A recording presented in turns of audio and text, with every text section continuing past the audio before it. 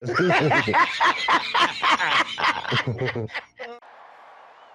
about them Cowboys? Angry Cowboys fan. Born to battle. Start just means we never sell. America's team through thick and thin. When the sun shines bright, that's where we win. Angry Cowboys fan. What's going on, Cowboys Nation and Angry Cowboys fans around the world? Y'all know who it is. It's your man, the Angry Cowboys Fan. And today is the start of voluntary OTAs for our Dallas Cowboys, meaning we are finally getting back to football operations. No more dead space. Now we get to see and hear about the new additions to the team, as well as how they're going to gel with the veterans of the team. And as of today, my mind's getting ready for training camp and the battles that they may have during training camp this year. If you truly pay attention to the Dallas Cowboys roster and how it's currently constructed, you'll see that there are a number of great position battles that may happen during training camp. Position battles that will see our veterans either keep their positions or move down the depth chart altogether. But during this video, I'm going to give my Angry Cowboys fan family my top 5 training camp position battles that I'm looking forward to this year. So let's go ahead and crack that open during this Raw and Uncut. Get ready for the Angry Cowboys fans, Raw and Uncut. Being keeping it real, they keep it real, that's real. All right, Cowboys Nation, first and foremost, before we get into this video, I want to talk to the men that are watching this video. Nothing against my female viewers. Love you guys. But right now, I got to talk to the men. This month represents Men's Health Month. Not only does this mean that the men should be looking out for their physical health, they should also be looking out for their mental health as well. If last year didn't tell us one thing, it told us how we should be prioritizing our mental health and looking out for our brothers in the process. So please, take this time to check on your brothers. Take this time to check on your uncles, your fathers, your cousins, grandfathers, and your male friends. Let them know that you're there for them. And if you find yourself in a situation that's straining you mentally, never hesitate in asking for help. June 11th marks the year anniversary of losing my brother Rick being called back to the Lord, so it's going to be a rough time for me this month. With therapy, as well as my friends, family, and my Cowboys family, I know that I have those that I can call upon. So if you're feeling mentally drained, or if you're in a situation where you need a shoulder to lean on or a friendly ear to listen, I got you. All I ask is that you pay it forward by helping another in need. Hashtag ask for help. But before we get into the list, I just want to inform Cowboys Nation of the upcoming dates to look forward to when it comes to the Dallas Cowboys offseason schedule, up to training camp, and joint practices. Well, today and June 2nd to June 8th and June 9th, as well as June 11th, there'll be volunteer OTAs for everyone on the team. And don't be surprised if George Pickens doesn't show up to volunteer OTAs. It's voluntary right now. June 16th through the 18th will be mandatory minicamps for everyone on the roster. Obviously, the deadline for the non-exclusive franchise tag for George Pickens is July 15th, with training camp in Oxnard opening up July 21st. During that time, they'll have joint practices with, whom I've heard, the New Orleans Saints, according to SI.com. Adam Schefter also reported that the Dallas Cowboys will be having joint practices with the Cincinnati Bengals as well. I like that joint practice because it'll be placing our secondary up against Joe Burrow. Remember, iron sharpens iron. But all these dates that I just mentioned are going to be the times where the rookies are going to have to prove that they belong, and the veterans will be jockeying for position on the depth chart. So, here's the 5 position battles that I'm looking forward to seeing during the 2026 training camp for our Dallas Cowboys. All right, coming in at number 5. I'm curious to see how the running back position battle is going to shape out. Sure, we all know that Javonte Williams is RB1 for the Dallas Cowboys, but after that, your guess is as good as mine as to who's going to be that change of pace back. Which running back will be the lightning to Javonte Williams' thunder? Right now, the Dallas Cowboys have Malik Davis, Jadon Blue, Phil Maffa, Israel Abanikanda, sorry if I butchered your name, and Dominic Richardson on the roster as it's currently constructed. I'm not counting Hunter Lipke because that's the fullback position, and we all know that he is stuck in that position, and I don't see anybody taking that away from him in the foreseeable future. But during Jadon Blue's rookie season, he didn't get to see the playing field too many times. For what reason? I have absolutely no clue. The rumor around Cowboys Nation was that he didn't get the playbook, but like I said, it's all a rumor. The way he played in the game against the New York Giants, the last game of the season last year, he may have a little say-so when it comes to that position battle for the running back. We all know that Brian Schottenheimer likes Phil Maffa because he embodies that type of running back he wants on his offense. Due to him being injured the majority of the season, this will be the first true training camp that he'll have with the Dallas Cowboys. Sure, he had one last year, but he was a little bit injured during that time. From what I see from Izzy Abanikanda, he's more of a body blows type of running back. The same type of running back Phil Maffa could be. I just feel Maffa has more dominance in his rushing. Y'all see what I did there? Anyway, I believe Maffa can actually move a pile better than Abanikanda can. Abanikanda doesn't have much twitch, but he can lower his shoulder and try to lower the boom on any opposing defensive player. Dominic Richardson, the UDFA out of Tulsa, has that same type of battering ram ability as the running back. What separates him from Abanikanda is the fact that he has a better contact balance. He has the ability to plant his foot in the ground and make cuts, and is pretty knowledgeable in his gap selection as well. He also has some twitchiness at the line of scrimmage and an open field, but is not afraid of contact. In my honest opinion, I believe that the Dallas Cowboys will pick 4 running backs, and I wouldn't mind for those 4 running backs to be this. Running back 1, Javonte Williams. Running back 2, Malik Davis. Running back 3, Dominic Richardson with Phil Maffa on the practice squad. That leaves Jadon Blue, the odd man out.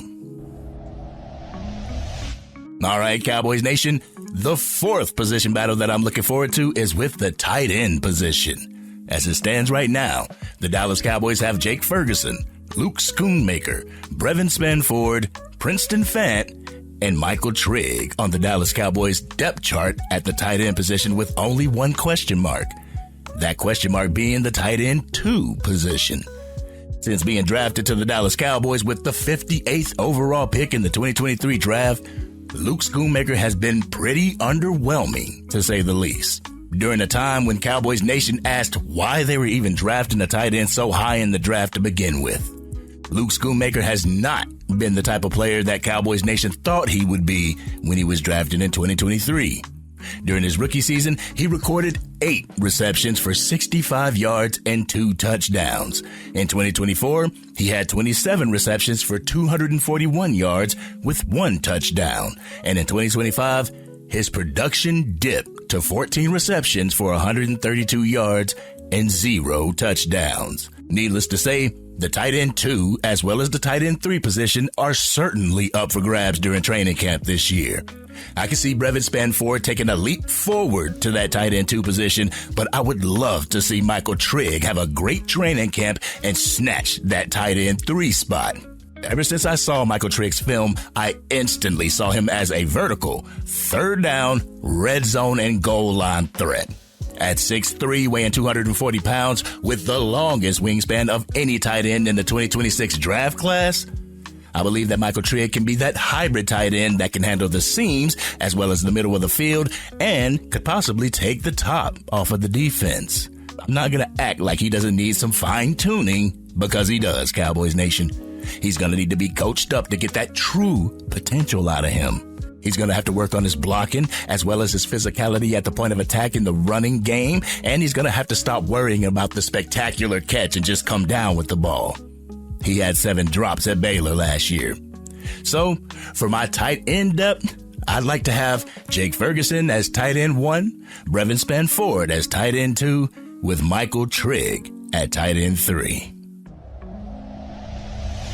All right, Cowboys Nation, the third position battle that I'm looking forward to during this year's training camp is the linebacker position. The Dallas Cowboys' current linebacker room is constructed of D. Winters, DeMarvion Overshone, Malachi Lawrence, Jayshawn Barham, Shamar James, Maurice Leafau, Justin Barron, Isaiah Land, Curtis Robinson, and UDFA out of Villanova, Langston Patterson. This is going to be interesting because I want to know who's going to be the green dot linebacker for Christian Parker's defense. As it stands right now, D. Winters has the experience at the green dot, but we've also seen Christian Parker talking up and working with Jayshawn Barham to play that green dot. We all know that DeMarvion Overshone has the ability to be a beast and has that top spot in the linebacker room, but he's just got to stay healthy, Cowboys Nation. It's a contract year, so you're going to see DeMarvion Overshone ball out if he can stay healthy. Shamar James will also be somebody that's going to be on that 53-man roster unless somebody can come in and take his spot. Though he may have seen a lot of snaps last year, this is a totally different defensive scheme with a totally different defensive play caller being on his second year. I think that he may be safe, though, Cowboys Nation. But the player I truly worry about is Maurice Leafau. I truly saw something in him when I watched his Notre Dame tape. I liked the intensity. I like the aggression, but there is something that the coaching staff just didn't gel with, which limited his snaps during the season. Maybe this is something that Christian Parker and Scott Simons can coach the greatness out of him. I honestly don't like the way that some Cowboys fans and Cowboys Nation is calling him a bum or he sucks at playing. I'm sorry, but you're not a bum if you can reach the damn league. I believe in Maurice Leafau.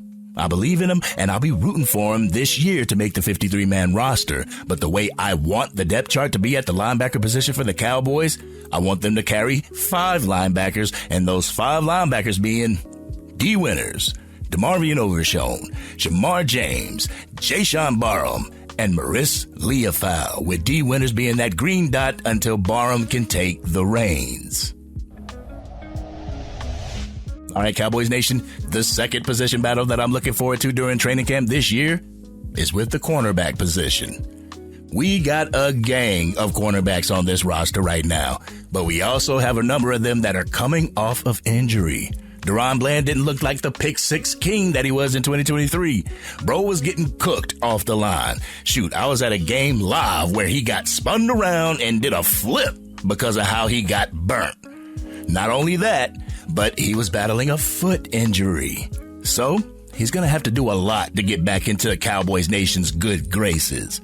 Other than DaRon Bland, you have Kobe Durant, the rookie Devin Moore, Kalen Carsons, Josh Butler, Siobhan Revel Jr., Traquise Bridges, Corey Ballantyne, and Darian Kendricks. In 2025, the Dallas Cowboys ended up keeping 6 cornerbacks on the 53-man roster, which means 2 gotta go, Cowboys Nation. In my honest opinion, I feel that those 2 are going to be Traquise Bridges and Kalen Carsons. Just like with Maurice Leafau, Kalen Carsons has nobody on the defensive coaching staff that can vouch for him, meaning that it's going to take a lot to get in their good graces. That honestly goes for Josh Butler as well. I feel Butler embodies the aggression that the team's looking for. That and the fact that he's playing special teams, I feel that Josh Butler's safe. With Siobhan Revel Jr. being named as a player that Christian Parker wants to work with, I see him being safe. The trade for Kobe Durant marks him safe as well, Cowboys Nation. I honestly see DaRon Bland and Kobe Durant being the outside cornerbacks with Reddy Stewart or Caleb Downs playing the nickel. Cornerback is going to be a position battle to look forward to, Cowboys Nation. And the final position battle that I'm looking forward to during the Dallas Cowboys training camp is the safety position. The Dallas Cowboys did a nice turnaround of the safety room this past offseason. They allowed Wanye Thomas and Donovan Wilson to leave the team in free agency. Wanye Thomas got picked up by the Indianapolis Colts. Good luck to you up there, brother. But allowing Donovan Wilson to leave allowed the strong safety position to be wide open come training camp.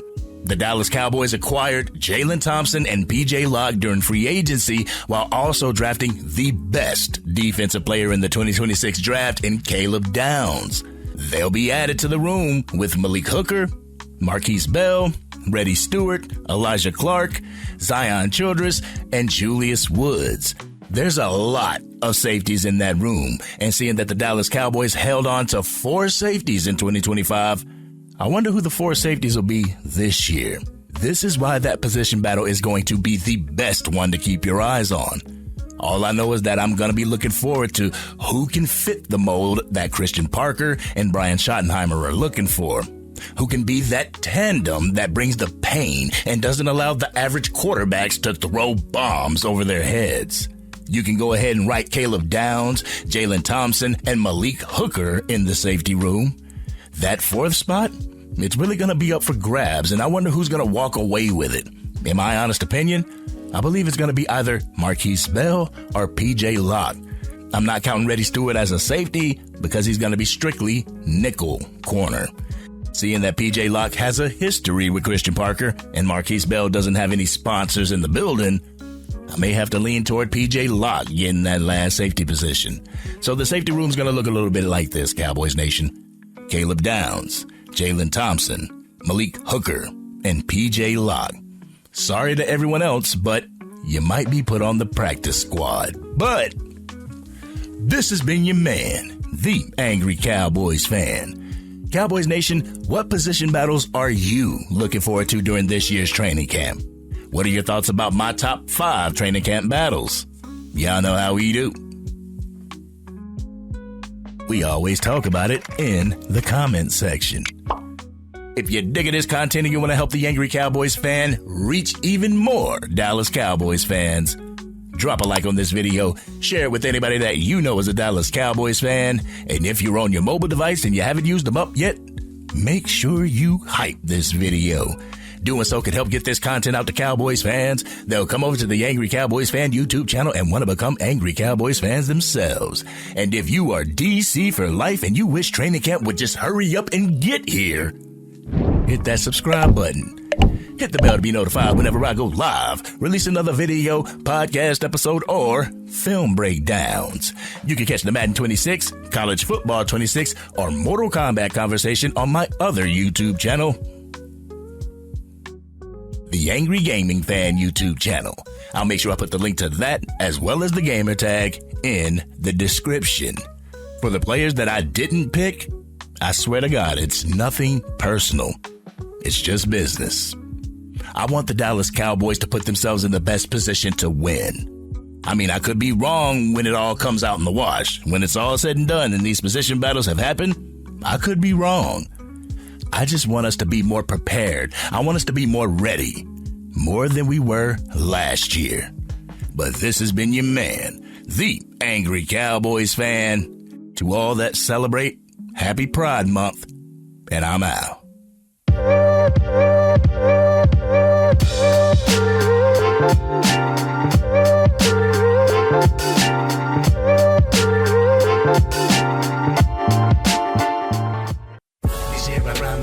Dang, Angry Cowboys Fan, you done made it through the entire video.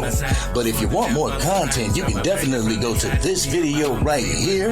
Or if you want the latest episode of the Angry Cowboys Fan podcast, you can go right here. But whatever you do, like, share, and subscribe to the channel, but remain DC for life.